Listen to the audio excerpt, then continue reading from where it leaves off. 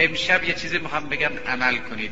اینو میخوام یادگار براتون بگم. اما تعهد اخلاقی، این سری در این عمل هست که خدا شاهده. نمیخوام بگم این سرش چیه. رسیدید خونه هاتون یه کاری بکنید، شرطش که منم دعا کنید. اینو دارم میگم دیگه، دستم به دامنتون. اگه دعا نکنید اون وقت دیگه نمیگم گناه کردید، ولی حیف منم چیزی به شما بگم منو دعا نکنید، بی انصافی میشه. منم شما رو دعا میکنم امشب حتما یادتون نره، سریست که نمیتونم باز کنم. یک اذا بخونید، بعدش یک قل هو الله 7 مرتبه یا الله. یک اذا یک قل هو الله 7 مرتبه یا الله. هرچی میخواهید بخواهید امشب.